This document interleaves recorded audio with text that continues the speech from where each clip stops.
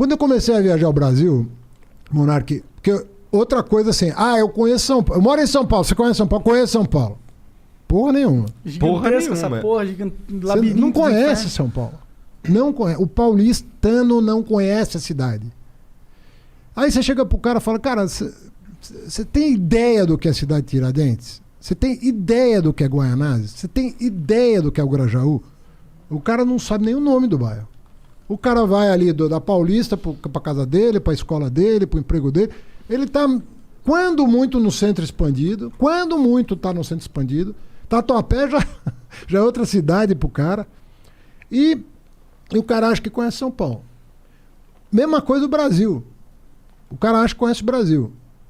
O cara nunca pôs o pé no interior do Nordeste, nunca viu a Caatinga de perto, nunca viu o interior do Maranhão, nunca viu... O cara acha que Norte e Nordeste é a mesma coisa, é tudo lá pra cima. Ele não entende que os biomas são muito diferentes, as tradições, a música, a culinária. São países diferentes, são culturas diferentes. Aí o cara quer ser presidente da República. Fala, cara, não é brincadeira isso aqui. Isso aqui é muito diverso, isso aqui tem muitas realidades. Então, por isso que uma pessoa que é carente não pode ser presidente. Você concorda comigo nesse sentido? Mas depende do que você chama. Primeiro, assim, o cara tem que convencer. Primeiro, uma pessoa não consegue 60 milhões de votos se ele não conhecer o Brasil. Sim. É muito difícil. O cara convencer as pessoas a votarem nele.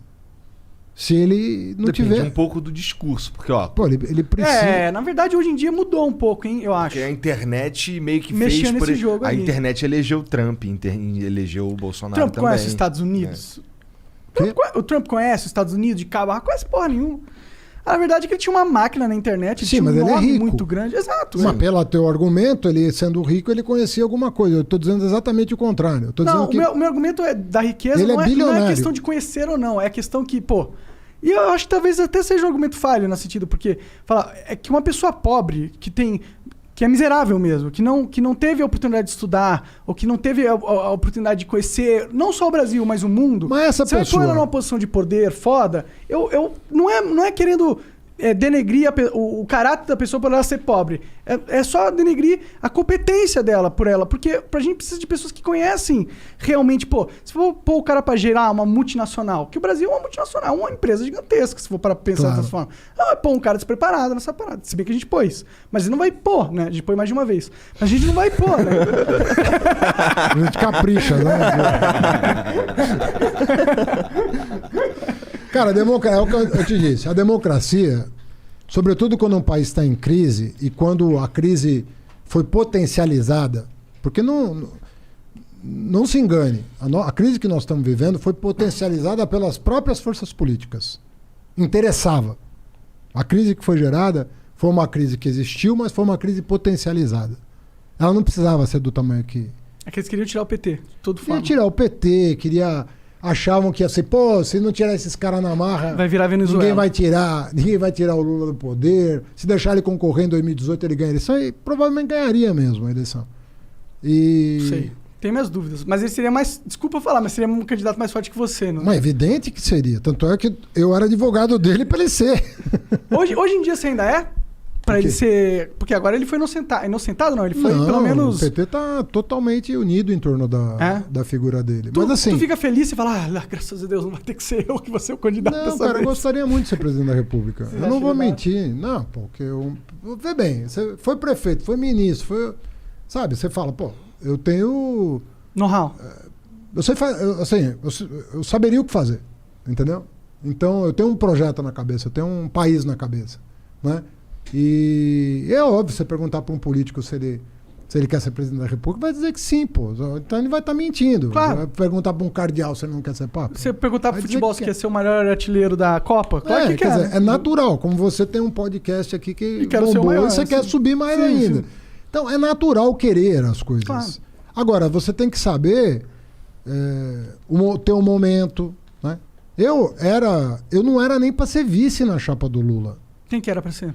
Eu cheguei eu pessoalmente batalhei muito pro Jacques Wagner, governador da Bahia, ser o vice do Lula, que era o que o PT queria, e ele não aceitou. E quando o Ciro se reuniu comigo e chegou a mencionar que o sonho dele era me ter de vice na chapa, eu falei, para você ser presidente, você vai ter que ser vice do Lula. Porque só se ele for impedido que você vai poder representar esse campo. E ele não topou. Então aquilo foi uma conjuntura muito específica. É obviamente que, como deu certo, num certo sentido, eu não ganhei a eleição, mas eu fui para o segundo turno com 13 candidatos. Só foi 2 para o segundo turno, eu e o Bolsonaro. É que o PT é muito forte no Brasil, né? O PT é forte, mas não é... Sim, modéstia à parte, não é só o PT, porque se você botar um candidato... O PT teve 1 milhão de candidatos a prefeito, a governador e tal. Eu acho que deu um pouco certo, deu uma liga boa, né? Tanto é que foi uma campanha bonita, sobretudo no segundo turno. Eu, me emocionei muitas vezes, pela liga, né, que acabou dando. Então é natural, pô. Se o Lula não pudesse ser, eu falei, não, eu acho que o Lula tem que ser, porque eu conheço os processos que foram anulados, e aquilo é ridículo. Os processos são ridículos? Ridículo. Os de Curitiba, ridículos. Mas e aquela parada de esses processos terem sido anulados em base de provas ilegais? Não foram. Porque o hack não é uma prova ilegal? É. Então, não foram anulados baseados nessas provas? Não. Não? Não.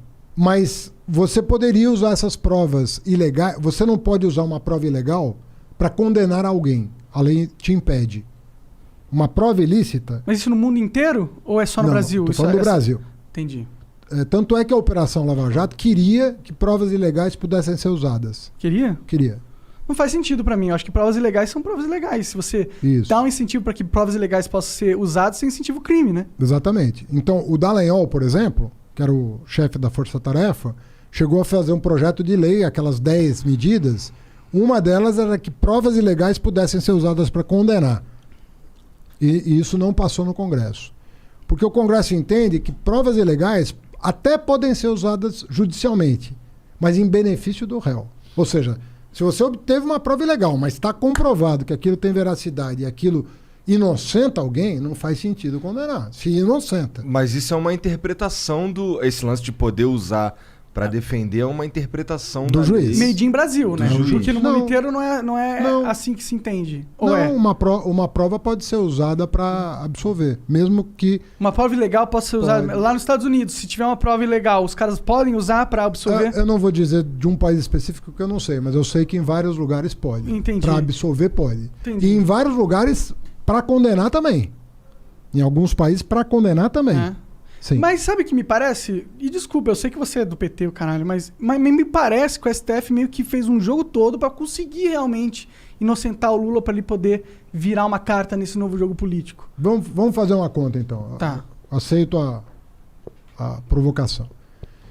Quem deu o voto decisivo pro Lula recuperar os direitos dele? Foi o cara que o Bolsonaro colocou, não foi? Não. Quem? O cara que o Bolsonaro colocou votou contra o Lula. Ah, é? É. Pô, que bom, né? Se eu sou o Bolsonaro, sentido, né? eu tô pensando que bom.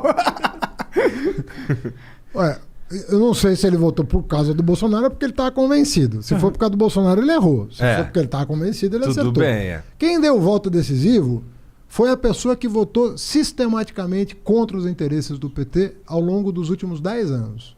Foi a Carmen Lúcia. E a pergunta que eu te faço é, por que uma pessoa que votou sistematicamente, e eu não estou dizendo que ela estava errada, eu estou dizendo que como ela votou, um fato. A consciência dela é problema dela. Ela deve ter votado de acordo com a consciência dela. Até prova em contrário, ela votou de acordo com a consciência dela. Por que essa pessoa que votou com a consciência dela contra o PT o tempo todo deu o voto decisivo para o Lula recuperar os direitos políticos?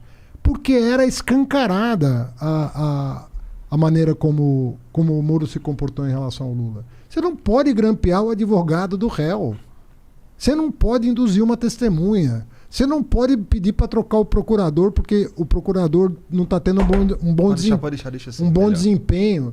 Você não pode fazer isso. Você não pode divulgar uma delação premiada que nem o Ministério Público aceitou, faltando 6 dias para a eleição. Você não pode fazer isso como juiz. Porque se for o teu time de futebol que estiver em campo, você não vai aceitar um juiz se comportar assim. Por que com o Lula você vai aceitar? Não, com certeza. Esse é o lance.